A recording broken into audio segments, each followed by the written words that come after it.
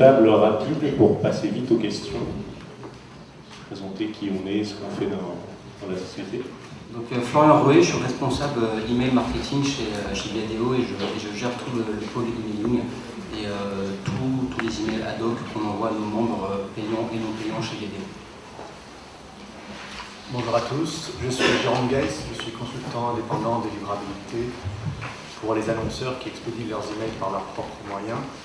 Et j'ai une double casquette parce que je suis aussi consultant technique pour Signal Spam.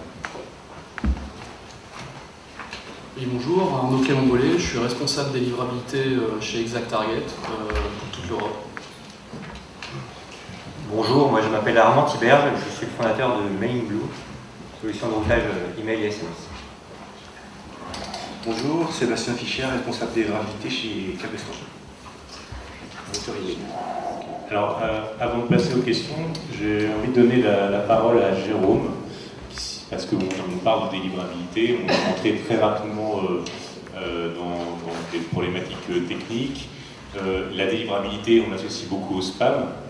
Finalement, c'est devenu un concept qui est beaucoup plus large que le spam. Donc, Jérôme, est-ce que tu peux nous remettre un petit peu en contexte ce qu'est la délivrabilité et comment ça a évolué ces dernières années? Alors la délivrabilité, effectivement, ça a pas mal évolué depuis une dizaine d'années. Initialement, envoyer un email et le faire aboutir correctement en boîte de réception, il y a 10 ans, je parle, c'était plutôt un challenge technique en termes de... parce que les filtres anti-spam de l'époque étaient plutôt basés sur le contenu. Donc par rapport à ce qu'on disait ce matin sur le contenu des emails, c'était qu'il fallait avoir un mail dont le contenu était correct, on ne passait pas les filtres anti-spam. Et on a été délivré correctement. Petit à petit... Tu peux te rapprocher de ton micro parce qu'on ne t'entend pas dehors. Petit à petit, avec la montée du spam et des problématiques avec Alain tout à l'heure, la montée des mails non désirés, les FAI se sont mis à intégrer dans leur chaîne de filtrage pour spam la réaction des internautes, c'est-à-dire la réputation de l'expéditeur, le fait que l'internaute reportait les emails en spam. Donc le challenge a été difficile pour les routeurs et il a fallu, ça a été plus une problématique de réputation, il a fallu identifier des délivrabilité managers chez les routeurs et le filtrage du spam, la délivrabilité est devenue un vrai sujet pour les expéditeurs.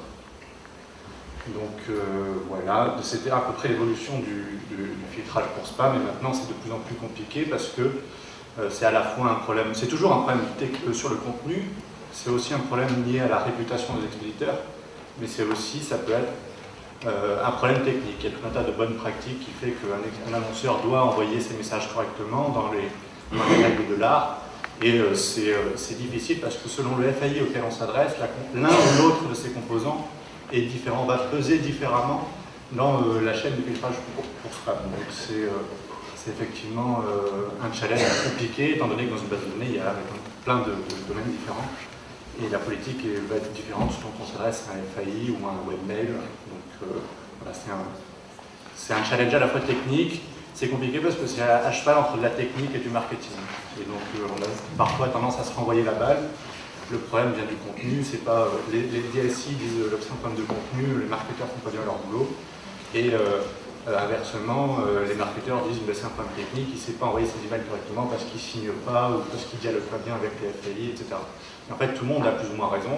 C'est à cheval entre tout et la difficulté, c'est d'arriver à détecter précisément les problèmes de délivrabilité en ayant de diagnostiquer précisément les problèmes de délivrabilité, en ayant tous les process en place pour l'analyse du dialogue SMTP, l'analyse des pratiques et d'avoir quelqu'un en milieu avec une délivrabilité capable de connaître tout ça et d'organiser tout ça. Alors justement, pour donner la parole à Viadeo, quelle est la responsabilité dans le domaine de la délivrabilité de l'annonceur et quelle est la responsabilité du routeur? Alors, je ne sais pas si Viadeo, j'imagine, passe par un routeur. Donc Viadeo passe par plusieurs routeurs en fait, et c'est vrai que toute cette partie technique, on la laisse au prestat de routage, que ce soit Email Vision, que ce soit nos équipes de routage GridSend ou SendGrid pour ceux qui connaissent. Donc c'est vrai que toute la partie technique, on s'en occupe pas trop. Nous, notre responsabilité, elle intervient plus dans le ciblage, dans la qualité de la base, la qualité des données qu'on envoie au routeur. C'est un travail de fond, c'est vrai que on a, pour le coup, Viadeo, c'est un site où l'activité sur le site n'est pas permanente. Forcément, on a une population qui est active un jour, qui n'est plus le lendemain. Donc on a beaucoup de problématiques d'usage de la part des internautes. Donc le gros qu'on essaie de fournir, en tout cas au marketing, au niveau de la délivrabilité, c'est déjà dans un premier temps de fournir des adresses de qualité. On n'est pas d'Artbuns, on n'est pas de personnes désabonnées. Et ensuite, vraiment, la partie technique, c'est plus le routeur en général.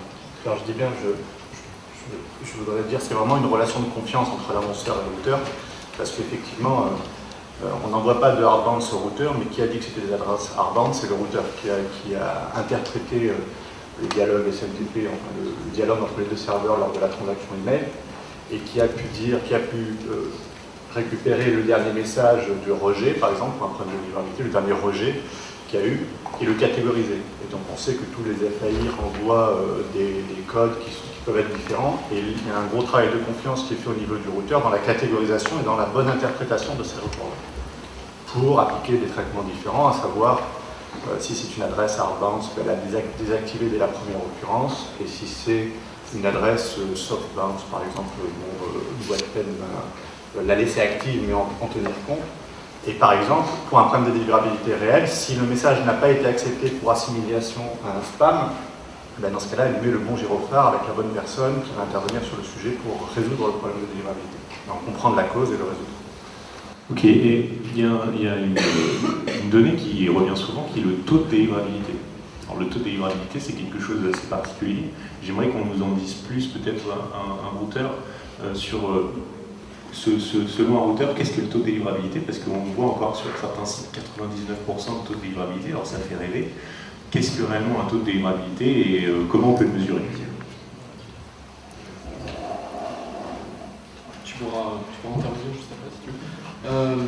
Alors le taux de délivrabilité, il y a pas mal, ça dépend un petit peu parce qu'en fait il n'y a pas vraiment de taux de délivrabilité en tant que soi. Donc déjà la délivrabilité, effectivement, c'est pour un routeur, en tous les cas pour nous, c'est le fait de déposer le message dans la boîte de réception.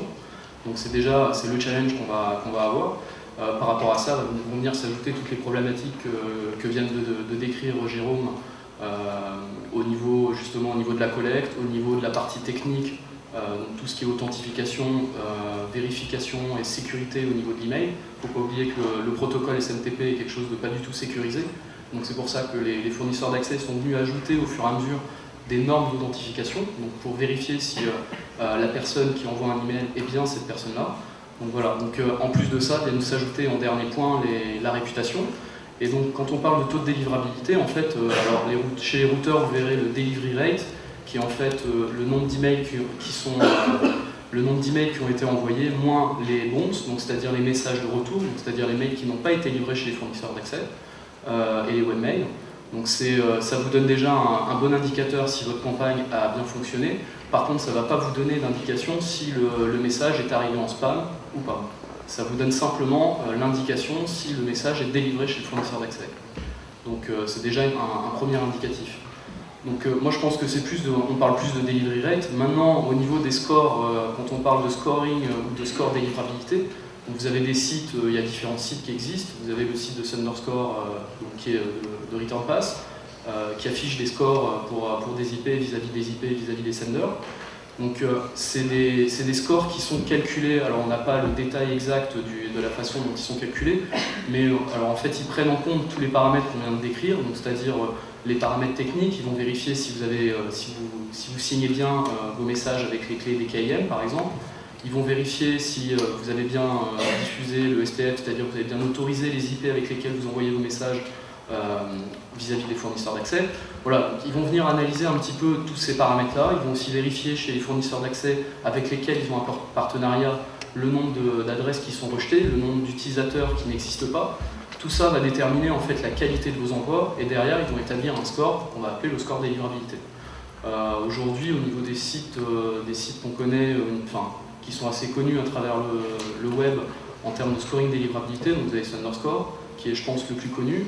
Vous avez aussi Reputation Authority qui donne un certain score, vous avez Senderbase aussi, qui va vous donner un autre score. Voilà. Le fait de...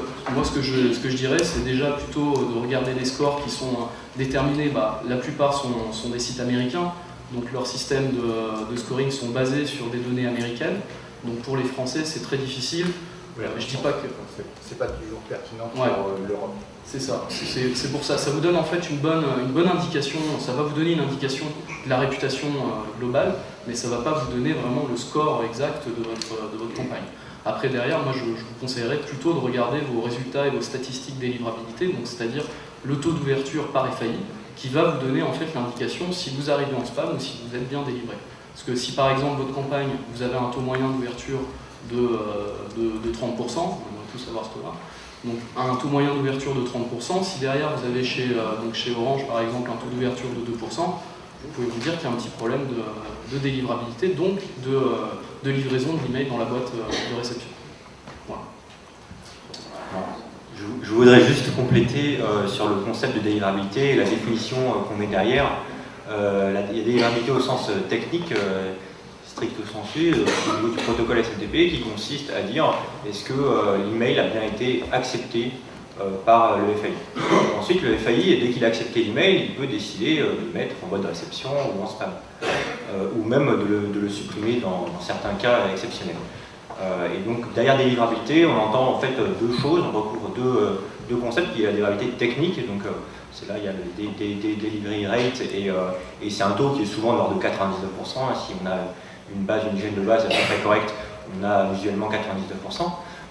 Ensuite, on a la délivrabilité au sens marketing, celle qui évidemment vous intéresse plus particulièrement, qui est finalement le taux d'email qui arrive en mode de réception. Et malheureusement, ce taux, il n'existe pas vraiment parce qu'il n'est pas mesurable, parce que tout simplement, personne ne sait si vos emails arrivent en mode de réception ou pas. On a des indicateurs forts évidemment. Pour reprendre l'exemple, on a 2% d'ouverture chez Orange alors qu'en moyenne on a 30%. On se dit qu'il y a bien sûr un problème sur Orange. Voilà, mais donc je pense que quand on parle de taux, on parle de choses qui sont mesurables. Donc taux de délivrabilité à 99%, pour moi, c'est une phrase c'était un propos qui est juste. Simplement, il ne faut pas l'interpréter en tant que taux de délivrabilité en mode de réception. Je ne sais pas si tu veux rajouter quelque chose. Voilà, on a tout dit. Ok.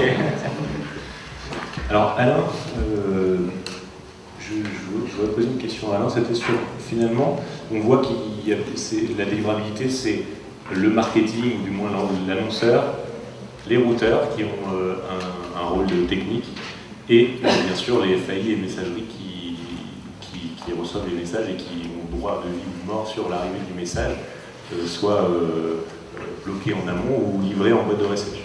Aujourd'hui, qu'est-ce qu'un FAI comme Orange attend des routeurs et des annonceurs en termes de délivrabilité et en termes d'attente, que ce s'agisse de technique, relations. Voilà. Alors la première chose qu'on attend, c'est le respect des règles techniques. Donc ça, c'est vraiment indispensable. Donc ça, nos règles sont connues, elles sont affichées. À chaque fois que quelqu'un a une question, on répond sur des règles techniques. C'est des règles de connexion. C'est essentiellement des règles de connexion, de nombre de connexions simultanées. Je parle pour Orange. On n'a pas de problème de volumétrie. Il n'y a pas de choses comme ça. Et donc il y a respect du nombre de connexions. Il y a aussi le nombre de messages non délivrés, c'est-à-dire le nombre d'adresses inexistantes. Si on a trop, il y a des blocages qui vont se faire de façon quasi automatique. Et ensuite, on a 2-3 autres règles qui peuvent être des règles purement techniques avec des codes erreurs très très spécifiques que les routeurs connaissent tous, ou quand ils ne connaissent pas, on leur donne des explications tout de suite. Donc ça, de ce côté-là, aujourd'hui, je ne pense pas qu'on ait vraiment beaucoup de problèmes. Ça peut arriver ponctuellement. Ponctuellement, il peut y avoir un petit problème, mais en règle générale, ça ne dure pas beaucoup à ce niveau-là. La deuxième règle, c'est passer le premier filtre, qui est le filtre donc, de réputation des IP. Donc on a des réputations des IP. Si vos IP que vous utilisez ont été blacklistés par Spamhaus, par exemple, qui est un organisme de gestion de réputation des IP, forcément elles n'arriveront pas chez nous. Ça va s'arrêter, il va y avoir un message qui va dire non, on ne veut pas discuter avec vous. Donc on a plusieurs listes comme ça qui sont implémentées. Donc nous on en a essentiellement deux, c'est celle de Spamhaus et de CloudMark qui bloquent. Donc là si vous êtes bloqué à ce niveau-là, nous on n'intervient même pas. On vous dit c'est bloqué chez eux, débrouillez-vous avec eux, c'est notre prestataire. s'ils ont bloqué cette livraison, ils vous donneraient les explications et puis ça se résoudra ou pas. Parce que chez Sparrow, ça ne se résout pas toujours de façon très facilement quand même. Le deuxième filtre pour la délivrabilité, c'est Vaderetro. C'est notre moteur anti-spam. Donc je pense qu'aujourd'hui en France, on doit avoir, au niveau des fournisseurs d'accès français, on doit tous avoir le même moteur anti-spam. Donc là, c'est des règles qui sont faites sur le contenu du message, sur la propreté du message aussi, propreté technique du code. S'il y a un code qui est vraiment pas bien, qui part un petit peu dans tous les sens, des points, des caractères blanc sur blanc, des choses comme ça, il risque d'y avoir des blocages. Il y a tout un tas d'éléments qui vont faire monter la note spam du message, et arriver à un certain degré, le message il est considéré comme du spam. Donc soit il est rejeté, soit il est délivré directement dans votre boîte courrier indésirable. Il y a les deux cas de figure selon le nombre de points obtenus sur la qualification en spam. Et puis le dernier point pour nous, c'est effectivement si cette campagne, si ces IP ont provoqué beaucoup de retours clients de notre côté, il peut y avoir le dernier filtre qui va arriver, qui va être soit de rejeter le mail, soit de le classer en spam de la même façon. Par contre, je précise qu'en France, quand on a accepté un mail sur la plateforme, on a obligation de le délivrer, on ne le supprime pas. On ne fait pas ce que fait Google, ce que font les fournisseurs américains. À partir du moment où on a délivré, on a accepté un mail, on le dépose dans la boîte. Si on l'a déposé dans la boîte de réception, il reste dans la boîte de réception. La boîte mail, c'est l'espace privatif du client. On n'a plus le droit d'intervenir à partir du moment où c'est chez le client. L'exemple le plus classique, c'est les mails de phishing. Si on se rend compte aujourd'hui qu'il y a une campagne de phishing, on connaît la campagne, on connaît les IP qui les ont émises, on connaît le sujet, on connaît le sender, on connaît tout. Sauf que s'il est déjà déposé dans la boîte de nos clients, on n'a même pas le droit d'aller mettre un tag pour dire c'est un phishing. On ne peut rien faire. Il a été déposé. L'espace, la boîte de messagerie, c'est vraiment un espace privé et on ne peut pas intervenir dessus, c'est protégé par le code des télécommunications. C'est comme si on ouvrait un courrier. Juste sur cette partie spam, analyse du spam, on a vu arriver dans le monde entier, chez Gmail, le fameux onglet promotion, chez SFR, le filtre anti-pub. Finalement, on voit que la frontière entre spam, publicité, devient un petit peu floue. Quelle est la position d'Orange, qui aujourd'hui n'a pas mis en place de filtrage de ce type? Est-ce que c'est quelque chose qui peut arriver un jour, ou est-ce que c'est quelque chose qui est exclu? Sachant que voilà, on voit que le monde des boîtes mail évolue un petit peu avec le grey mail. Quelle est la position d'Orange là-dessus? Alors, il n'y a rien d'exclu. On ne peut pas dire que demain on ne le fera pas. La position d'Orange, c'est de dire qu'aujourd'hui, la solution qu'on a mis en place, qui est vraiment une solution spécifique à Orange, convient à nos clients. Donc, on ne s'interdit pas des réflexions, on regarde effectivement les effets. Pour le moment, ce qu'on constate, c'est quand même beaucoup d'effets de bord. On constate beaucoup de faux positifs, avec les classifications qui ne sont pas faites par le client sont toujours un petit peu problématiques et elles ne correspondent pas, d'après nous, à la philosophie des internautes français. C'est quelque chose qui est très admis dans le milieu anglo-saxon, aux États-Unis. En France, de faire des classements à la place des gens, ça a tendance à les agacer quand même plus qu'à ne les conforter. Donc voilà, la position aujourd'hui, elle est là. On surveille bien entendu ce que font nos concurrents et on regarde surtout la réaction des internautes par rapport à ça. Sur ce qu'a mis en place Google, d'après ce qu'on a vu quand même, et les internautes qu'on sonde régulièrement, je ne pense pas qu'il y ait une très bonne perception de l'internaute. Il y en a beaucoup qui la désactivent, cette boîte, et il y en a beaucoup qui ne s'en rendent pas compte et qui se plaignent parce qu'elle ne soit plus leur mail. Donc il y a quand même des effets de bord pour un gain. Alors il y a certainement un gain, sauf qu'on a opté pour une autre politique pour avoir ce gain-là, et donc aujourd'hui, il n'y a rien de prévu à ce niveau-là de notre côté pour le moment. Mais on regarde quand même ce qui se passe. Merci. Côté routeur, peut-être vous pouvez nous en dire plus sur le grey mail et finalement cette classification, comment les clients le perçoivent, est-ce qu'ils exigent auprès des routeurs d'arriver dans la boîte de réception quand même? Qu'est-ce qui se passe depuis quelques mois?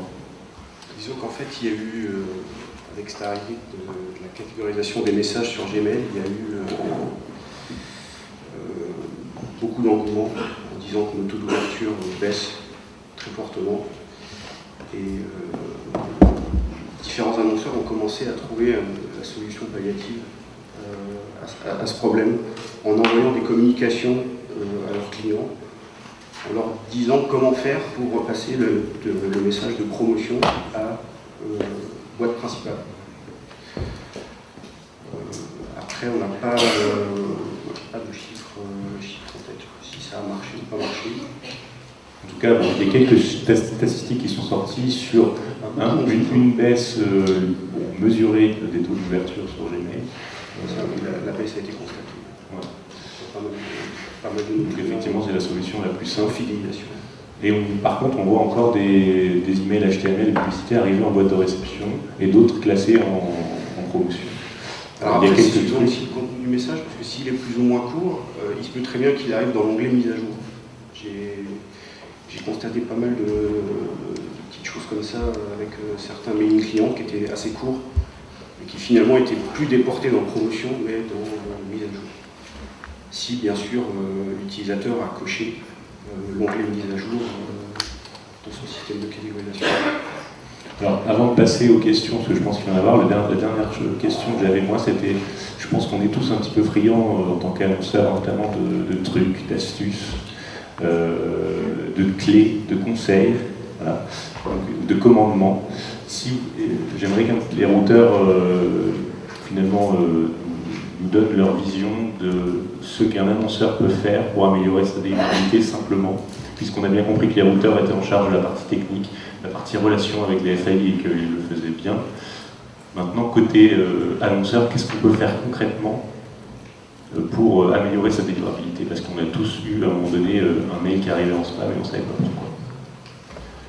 Moi, j'ai commencé par le premier conseil, c'est le plus simple. Je commence. Ayez toujours en tête le client, le contact avec lequel vous allez envoyer l'email. Et dites-vous qu'il faut envoyer des emails à des gens qui souhaitent le recevoir. Voilà. C'est le principe de base. Et après, vous comprenez tout en fait. Vous comprenez pourquoi parfois vous arrivez en spam. Vous comprenez comment fonctionnent les règles des anti-spam, même s'ils sont différents, les algorithmes sont différents selon les FAI. Mais globalement, ils visent ce principe. Et donc voilà mon premier conseil, même si je sais que ceci dit, après la mise en place, c'est pas forcément aisé et facile. Après, j'ajouterais que, comme l'a dit Alain tout à l'heure dans sa présentation, une base de données peut intégrer une nouvelle base de données dont on ne sait pas forcément bien l'origine, dont on sait qu'elle n'est pas forcément clean dans la base de données principale, peut être toujours très dangereux et dommageable pour l'ensemble de la base. Donc un conseil, ce serait toujours de connaître l'origine précise des adresses email que vous avez dans votre base, puisque votre mégabase peut être constituée de différents segments de base acquises de différentes façons, plus ou moins clean, et de connaître toujours l'origine de ces adresses pour pouvoir identifier en cas de problème, faire le boulot de marketeur et de savoir vraiment dans la base quel est le segment de base dont les personnes se plaignent le plus, grâce aux données de boucle de rétroaction par exemple. Quels sont les segments de base qui ouvrent le plus, qui réagissent le plus, ou se désabonnent le plus, et en fonction de tous ces critères-là, pouvoir identifier les segments qui posent problème au global à votre délivrabilité. Est-ce qu'on doit supprimer les inactifs? Et comment on le fait, sachant que c'est basé sur des pixels qui ne s'affichent pas forcément? Comment on considère un inactif aujourd'hui? Qu'est-ce qu'on peut donner comme conseil là-dessus? En fait, je voudrais juste revenir sur la question précédente par rapport au niveau des trucs et astuces entre guillemets pour passer sur les pour passer en boîte de réception. C'est un peu une question piège parce qu'en fait, ça peut aussi vouloir dire d'essayer de contourner les règles qu'ont mis en place les fournisseurs d'accès. Alors justement, moi je vous conseillerais plutôt de faire exactement comme viennent de dire mes collègues, c'est-à-dire de bien vérifier la source d'inscription de vos adresses, etc. Vous retournez sur ces données que vous maîtrisez et de ne pas essayer de contourner les règles, alors de mettre en place, d'exploser votre base avec différents senders, etc. Enfin, ce genre de choses sont très mal appréciées chez Orange par exemple. Donc voilà, l'idée c'est bien sûr, il y a des choses à mettre en place, il y a des trucs et astuces à connaître. Il faut que l'email soit bien structuré, on en a déjà parlé un petit peu ce matin, avec les différents emails responsives, etc. Il faut que le code, Jonathan aussi, on a reparlé vis-à-vis du code, il faut que le code soit bien fait, il faut que quand vous ouvriez une balise, il faut qu'elle soit fermée, etc. respecter les bases, on va dire, des bonnes pratiques, qui aujourd'hui, hier c'était peut-être des bonnes pratiques, mais aujourd'hui ce sont plutôt des règles vis-à-vis des fournisseurs d'accès. Donc voilà, revenez sur les basiques dans un premier temps, et ensuite effectivement, alors après on peut parler des inactifs hein, aussi, mais alors les inactifs, moi je pense pas qu'il fasse les supprimer comme on vient de le dire. Je pense qu'il faut déjà dans un premier temps s'intéresser à ces personnes avant qu'elles deviennent inactives. Alors le mot actif aussi, quand on parle d'actif, en fait pour nous en tant que Deliverability Manager, ou en tous les cas travaillant dans le monde de la délivrabilité, c'est plus actif, hein, c'est une activité vis-à-vis de l'email, enfin du monde de l'email. Donc c'est-à-dire c'est quelqu'un qui aura généré une action sur un email, ouvert ou cliqué. Alors les FAI monitorent l'ouverture, ne monitorent pas le clic parce qu'elles n'ont pas forcément cette information-là. Mais en tous les cas, c'est bien de se baser par rapport à ça parce que vous allez savoir que c'est des gens qui sont actifs. Et aujourd'hui, une grosse partie des filtrages anti-spam chez les gros fournisseurs d'accès, comme chez les gros webmails comme Hotmail, Yahoo, Gmail, AOL, sont basés sur ce qu'on appelle l'engagement, c'est-à-dire l'activité des internautes. Donc en fait, ils viennent regarder ce que font les internautes dans les boîtes de réception. Si par exemple un utilisateur va ouvrir un message, s'il va lire ce message, combien de temps il va passer sur ce message, s'il va prendre le message et le déplacer en courrier indésirable, s'il prend un message dans le courrier indésirable et le replace dans la boîte de réception, toutes ces, comme le disait déjà Orange, enfin Alain Poussalet tout à l'heure, qui vérifie effectivement les gens qui déplacent les messages de la boîte de spam vers la boîte de réception. Donc tous ces paramètres-là sont pris en compte. Donc c'est important pour vous, si vous avez des problématiques chez les fournisseurs d'accès, de vous concentrer sur la partie active de votre base et ensuite de mettre en place pour les inactifs peut-être des scénarios de réactivation, de réengagement, où là vous allez venir communiquer de manière différente avec les internautes, parce que si une personne est devenue inactive sur votre base, je pense qu'il y a forcément une raison, ça veut dire peut-être que votre façon de communiquer avec elle n'est pas forcément la bonne. Pensez peut-être à communiquer via SMS, peut-être à vous orienter vers le mobile, si votre créa HTML, enfin votre email ne correspond pas au mobile et c'est une personne qui ouvre sur un téléphone portable. Essayez d'analyser vos données et de mieux connaître vos internautes pour mieux vous intéresser à eux et pouvoir communiquer de la bonne manière au bon moment aussi. Voilà, c'est souvent ce qu'on dit dans le monde de la délivrabilité. Pour revenir oui, sur mon principe très simple et répondre à Guillaume, est-ce qu'on doit enlever les inactifs? Assez basiquement, c'est assez simple de comprendre que si vous envoyez un email, pas un, mais on va dire 10, 15, 20 emails à la même personne et qu'elle n'ouvre jamais et qu'elle ne clique jamais, c'est qu'elle n'est pas intéressée par votre newsletter ou votre campagne et qu'il faut peut-être lui renvoyer moins d'emails ou si ne serait-ce ou plus d'emails du tout. En tout cas, moi je suis plutôt partisan. Après, évidemment, nous on est routeur, donc nous on route les emails qu'on nous demande de router. Nous on conseille à nos clients de enlever les inactifs. Alors inactifs, quand est-ce qu'on dit que quelqu'un est actif? Après il y a plusieurs définitions. Nous on considère que 60 jours, si vous routez assez régulièrement, 60 jours c'est un temps raisonnable pour déclarer quelqu'un comme inactif. Mais peut-être qu'ils arrivent en boîte spam et on ne le sait pas. Ils n'ouvrent pas parce qu'ils sont en spam. Oui, absolument. Alors, ça il ne devrait pas arriver en spam. Voilà. Non mais d'accord, mais quels sont les outils pour savoir? Pardon? Il y a une question pour ceux qui sont en dehors. Donc, quels sont les outils pour savoir si l'email des inactifs arrive finalement en spam ou c'est pour ça qu'il serait inactif? J'ai déjà indiqué un petit peu, enfin j'ai donné des pistes tout à l'heure. Je pense que, alors déjà il y a des outils comme Return Pass, comme Litmus qu'on a vu tout à l'heure qui vous permettent, enfin il y en a d'autres qui vous permettent justement de savoir quelles sont la part d'emails qui arrivent en boîte de réception. Après faut savoir les interpréter, c'est pas forcément la vue réaliste de votre campagne parce que les filtres anti-spam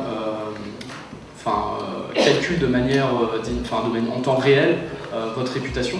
Donc une campagne peut très bien arriver en boîte de réception au début et par la suite, au fur et à mesure, se retrouver en spam et s'il y a vraiment trop de plaintes qui sont générées, peut-être bloqué au final. Donc c'est pour ça que vous pouvez avoir... Alors moi ce que je dirais c'est déjà regarder vos statistiques parce que c'est des choses que vous avez de votre côté.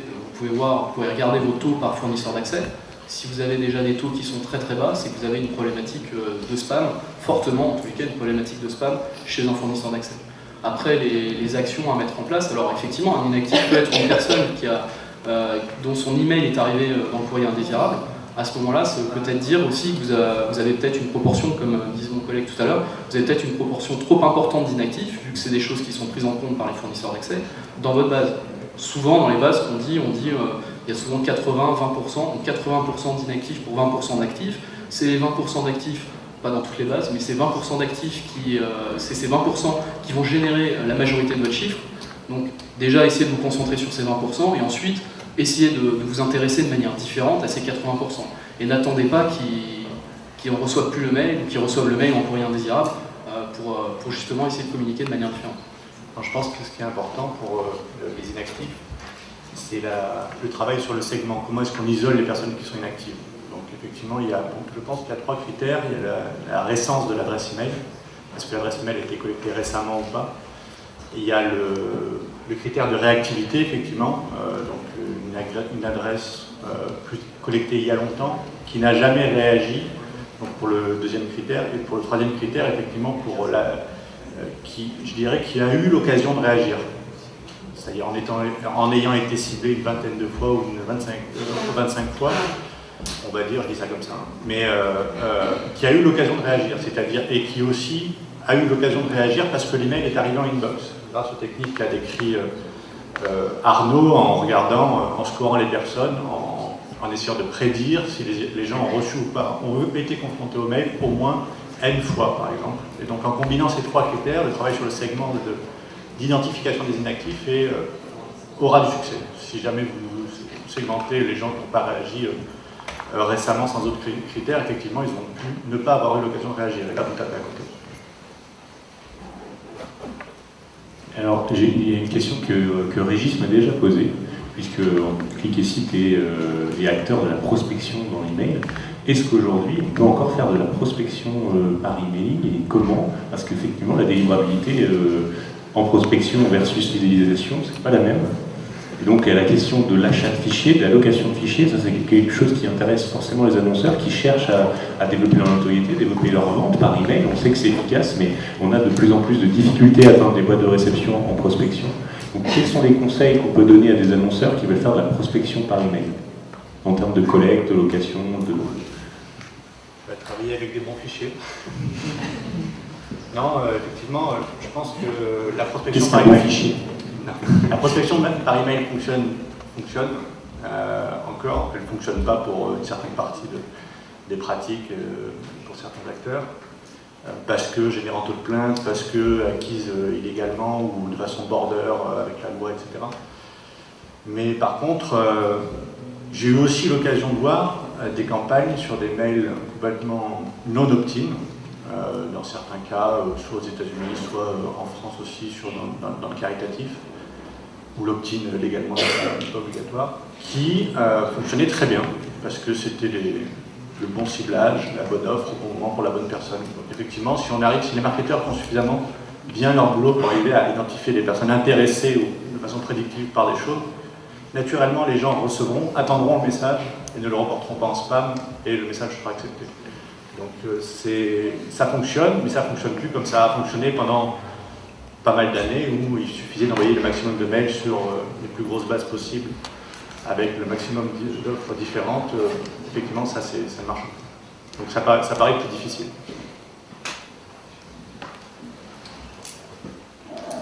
Oui, je pense que Jérôme a bien résumé la chose.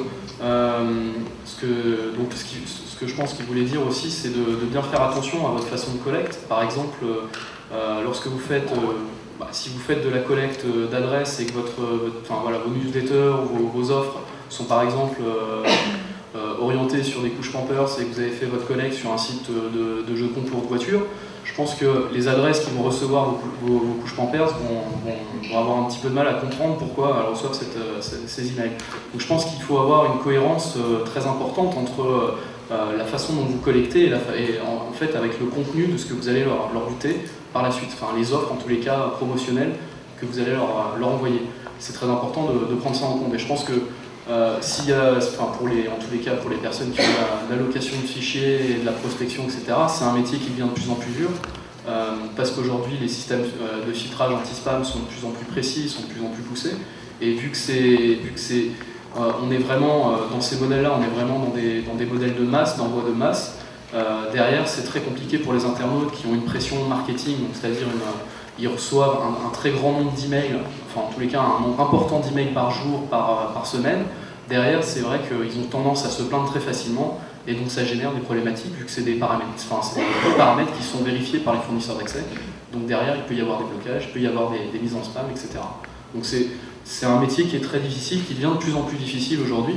Et je pense que si vous faites, comme disait Jérôme, si vous faites de la collecte en tous les cas proprement, c'est-à-dire vous mettez à la place de l'internaute, s'il vient sur un site, de jeux concours voiture, peut-être que derrière il attend de recevoir en tous les cas sur une thématique de voiture. En tous les cas, j'ai connu pas mal d'acteurs qui font de la prospection, etc. Aujourd'hui, ils poussent de plus en plus quand même à la personnalisation, à la thématique, et donc ils arrivent plus ou moins à faire fonctionner leur modèle économique, même si ça devient de plus en plus compliqué. Merci pour ces réponses. On va passer à vos questions. Monsieur Alors moi j'ai une question un peu ouverte pour nous-mêmes routeurs. J'entends bien le discours des routeurs où on explique aux annonceurs qu'il faut qu'ils aient des bases propres, qu'ils améliorent leur collecte. Sauf que quand on veut faire de la prospection, pour pouvoir avoir une base, il faut prospecter. J'ai pas trouvé de réponse dans vos différentes interventions. Je comprends que c'est compliqué, que l'envoi de masse, c'est pas simple à gérer, et que les FAI jouent leur rôle là-dedans. Moi, je trouve que c'est bien que le spam se mette à avoir des règles.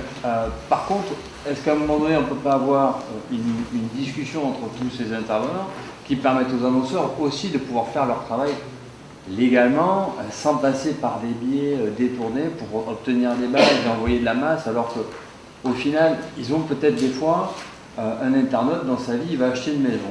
Pendant qu'il va acheter cette maison, il a besoin d'avoir des offres des banques. Et c'est à ce moment-là qu'il en a besoin.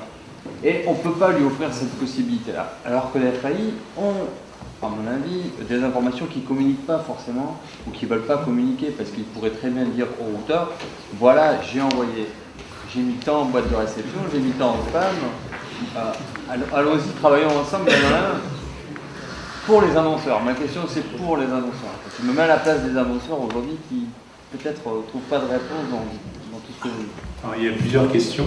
La question principale, c'est finalement que tout cet écosystème-là travaille ensemble pour arriver à faire de la prospection et notamment avoir encore plus de visibilité côté routeur-annonceur sur ce que pensent les FAI. Et d'efficacité au final. Et d'efficacité. Peut-être Alain qui quand même est l'un des acteurs les plus transparents sur ce qu'il fait. Alors, il y a une règle très simple, et je vous l'ai dit tout à l'heure, quand un mail est délivré dans la boîte d'un client, c'est terminé, on ne regarde plus. Donc les mails qui sont délivrés dans la boîte du client, on ne les regarde pas. On ne regarde pas si le client il clique ou pas. On est en France, on est des opérateurs français. Donc on n'a juste pas le droit de le faire. Donc si vous voulez ces informations-là, il y a d'autres moyens de les faire, qui sont des moyens techniques. Savoir est-ce que quelqu'un a cliqué sur la banque et ces choses-là. Mais c'est certainement pas au niveau des FAI que ça se fera, puisque de toute façon c'est interdit par la loi. Donc aujourd'hui, le client il est protégé à ce niveau-là, et on a zéro information sur ça. Les seules informations qu'on a, c'est le nombre de campagnes qui sont rejetées. Alors effectivement, de temps en temps, on voit que nos clients ont reçu 75 mails pour un crédit mutuel dans la même semaine. Donc forcément, ils crisent. Mais ces informations, on les a une fois que c'est bloqué, une fois qu'ils se sont plaints. Avant, on ne les a pas. Donc c'est pas nous qui pouvons intervenir en termes de régulation à ce niveau-là. C'est juste pas possible. Maintenant, je vais vous rassurer, il y a des annonceurs dont on n'entend jamais parler. Il y a des gens qui font de la prospection dont on n'entend jamais parler. Il y a des gens où, de temps en temps, je me dis, mais bon sang, je reçois des mails sans arrêt mais ils sont où? Donc si je ne sais pas chez quel routeur il passe, ça veut dire qu'il n'y a jamais de plainte, il n'y a jamais de problème. Donc ça, je vous rassure, ça existe. Hein, il y a des acteurs qui sont très propres dont on n'entend jamais parler. Et pourtant, on route des millions de mails par jour. Et ça se passe bien. Donc je ne suis pas d'accord avec vous quand vous dites que vous n'avez pas les armes, des choses comme ça. Je pense, et je vais le dire clairement, c'est qu'aujourd'hui, il y a quand même quelques acteurs sur le marché qui vous donnent des mauvaises armes, et quand vous tirez avec, vous tirez le balle dans le pied. Sauf que ce n'est pas nous qui pouvons faire la régulation à ce niveau-là. D'abord, on n'a pas le droit de le faire. Les bases, on ne connaît pas la provenance des bases, nous, on connaît juste nos clients qui se plaignent. Sauf que finalement, au bout d'un moment, on finit par se douter d'où viennent les bases, et ça s'arrête là. Et ces informations-là, on peut bien entendu pas les communiquer. D'autres questions? Oui. Oui, en fait, j'avais une remarque, c'est pas vraiment une question, c'est pour répondre aussi à monsieur. Quand on parle d'éligibilité, on parle beaucoup de la réponse des messages, de la mesure de la satisfaction du mail reçu. Aujourd'hui, on utilise un taux qui est extrêmement important, j'ai quelques chiffres dessus, qui est la réactivité à l'opt-out. En gros, vous envoyez un email et vous regardez le nombre d'opt-out qui sont générés à partir de vos cliqueurs. Si vous êtes sur des taux inférieurs à 10% de fidélisation, c'est à peu près normal. 20% sur la prospection, c'est normal. Si vous êtes au-delà de 20% sur vos taux d'opt-out sur vos cliqueurs, là il y a un souci dans vos data et vous allez avoir des soucis. Aujourd'hui, on a vu des campagnes qui tournaient sur des taux de 80-90%. Ça veut dire quoi? C'est que 9 personnes, 8 personnes sur 10 se désabonnent. Et là, vous avez un souci. Et c'est là qu'il faut se poser la question de quel est le contenu de la base, quelle est ma pression commerciale, quelles sont mes règles d'opt-in, comment j'ai mis en place mon programme d'optimisation. On en parle beaucoup aussi de ça, notamment l'opt-in partenaire. On avait parlé tout à l'heure. L'opt-in partenaire, je pense qu'il y a un souci dessus aujourd'hui. C'est ça qui pose véritablement problème. Pensez aux warnings. Aujourd'hui, vous rentrez dans un programme ITF2 par exemple. Vous abonnez chez eux. Vous cochez l'opt-in partenaire. À partir de là, vous allez tomber chez un broker. Donc le broker, qu'est-ce qu'il va faire? Il va envoyer un email de la part de ITF2, cliquez ici pour vous désabonner. Donc ça, c'est de l'opt-out. Et derrière, les emails que vous allez recevoir derrière, ça va être des emails de la part de ce programme-là. Donc les personnes qui reçoivent ça vont recevoir de l'assurance, du véhicule, vont recevoir je ne sais quelle autre offre qui va être complètement à l'opposé de leur opt-in originel. Et là, vous allez générer de l'opt-out sur du clic. Donc c'est tout ça qu'il faut regarder, c'est tout ça qu'il faut maîtriser. Et c'est à partir de là, vous allez pouvoir faire de la prospection correctement si vous gérez bien vos opt-in partenaires, vous ne travaillez pas à n'importe quelle base et que vous gérez votre prospection commerciale correctement. Et là, vous aurez plus de problème. Voilà, je pense que ces éléments sont importants. On n'en parle pas assez. Aujourd'hui, on travaille de plus en plus avec ça et je pense que c'est grâce à des gens comme moi qui nous donnent les éléments pour pouvoir travailler là-dessus. Et on sait aujourd'hui que la réputation est liée à la satisfaction vue par vos emails dans les boîtes de contact. Donc maîtrisez cet élément-là et là vous aurez plus de problème. Alors je précise juste par rapport à ce que tu disais, Lionel, c'est le taux de clic sur les liens de désabonnement par rapport au nombre de clics global. Non, c'est le nombre de désabonnés, de gens qui s'abonnent par rapport au nombre de cliqueurs. Le nombre oui, d'accord, le nombre de gens qui se désabonnent. Je reçois un mail et je me désabonne. Donc ça, c'est des gens qui ne sont pas satisfaits. On est d'accord. Et ça, ces éléments, on les a, l'information. Et aujourd'hui, quand vous faites vos stats, vous comparez par rapport au secteur d'activité, regardez le pourcentage. Si vous êtes en dessous de 20% prospection, 10% pour la feed, vous êtes bon. Si vous êtes au-dessus, il y a un souci. Et vous aurez certainement des problèmes. En tout cas, c'est intéressant parce que c'est vrai que c'est un indicateur dont on entend moins parler. On parle de taux de désabonnement, taux de clic, mais pas forcément du nombre de désabonnés sur les cliqueurs. Et effectivement, ces seuils de 10-20%, alors je pense que c'est propre à votre expérience, mais c'est pas forcément.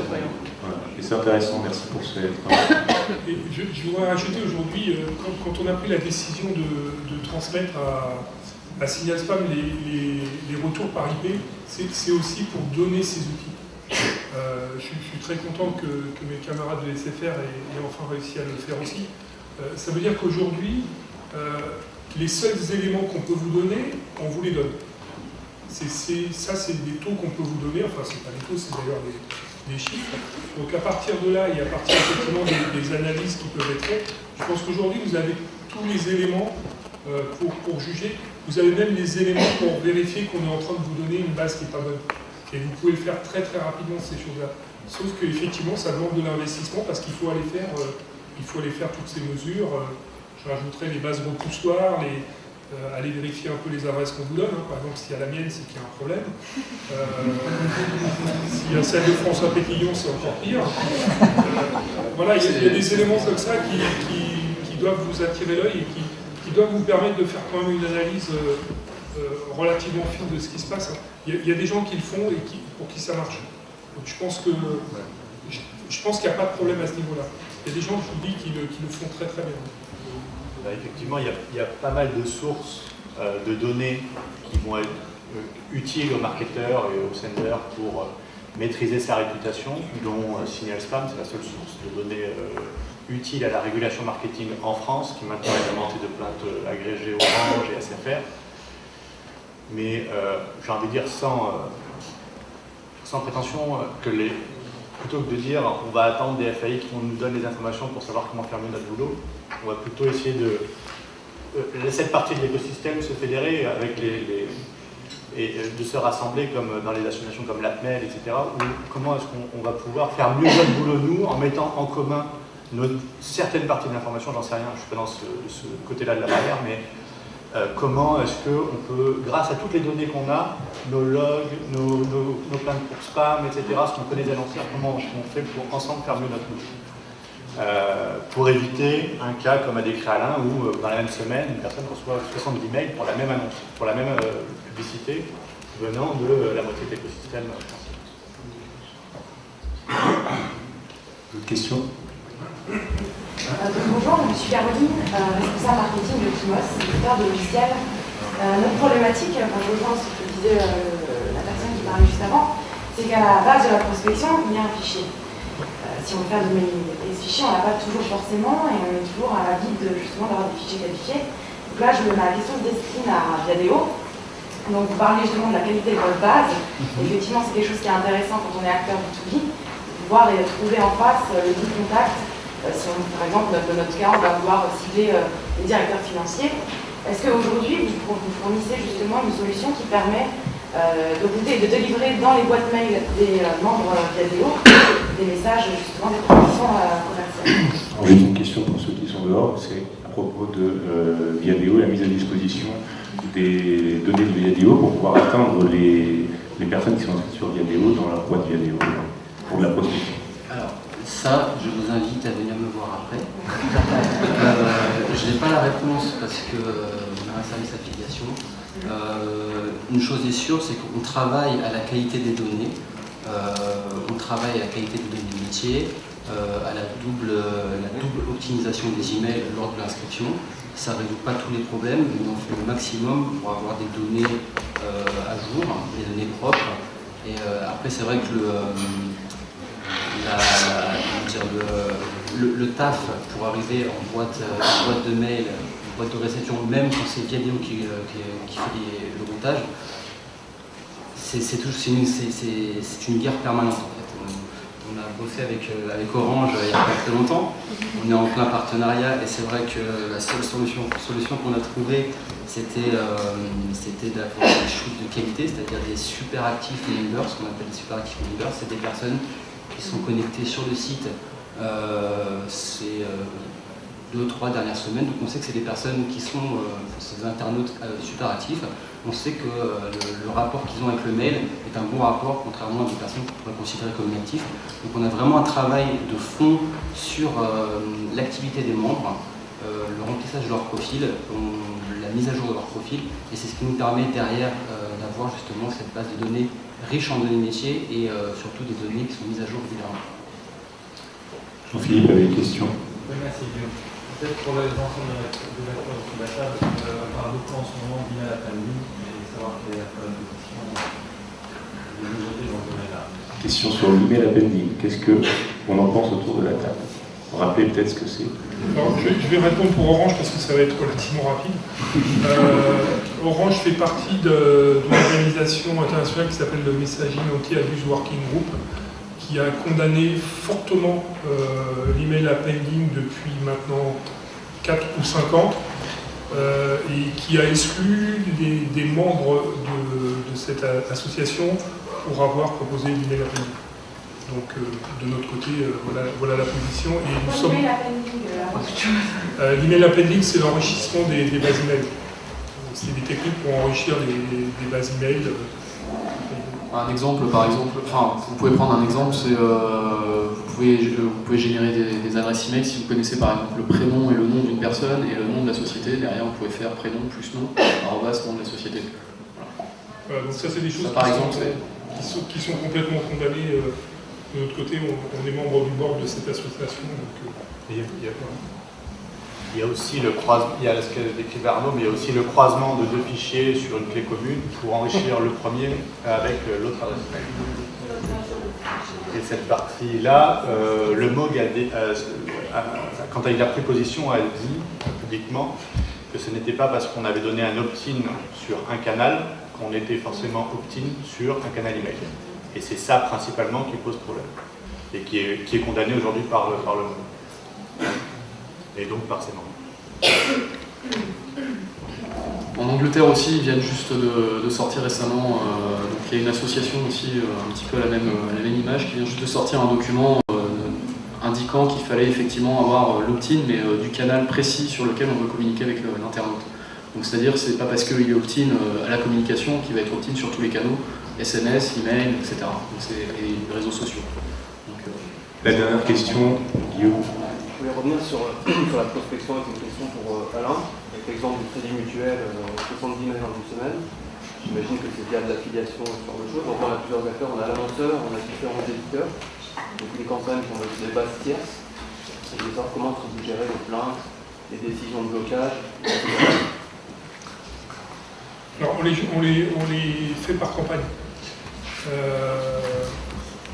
Aujourd'hui, on a une nouvelle pratique qui s'est installée, qui est quelqu'un qui veut faire une campagne et qui va utiliser plusieurs routeurs, plusieurs annonceurs pour faire sa campagne. Bon, on traite les plaintes qu'il y a au niveau des routeurs, au niveau des adresses IP, sauf que quand ça arrive de partout, on appelle ça faire du nuage. C'est une technique très très bien connue des spammers. Donc quand on a des techniques comme ça qui arrivent, on considère que les gens qui font ça sont des spammers. Donc on ne s'occupe pas de traiter uniquement les gens qui ont émis les mails, mais derrière les gens qui émettent les mails, il y a un bénéficiaire. Et ce bénéficiaire, il porte une responsabilité de ce désagrément causé au client. Donc il peut nous arriver aussi d'intervenir directement sur la société qui bénéficie de cette campagne. Et on le fait de plus en plus souvent parce que cette pratique, je ne sais pas qui a vendu du rêve aux gens en leur expliquant que ça allait marcher, mais c'est vraiment catastrophique, puisque la plupart du temps, il n'y a pas de déduplication des bases.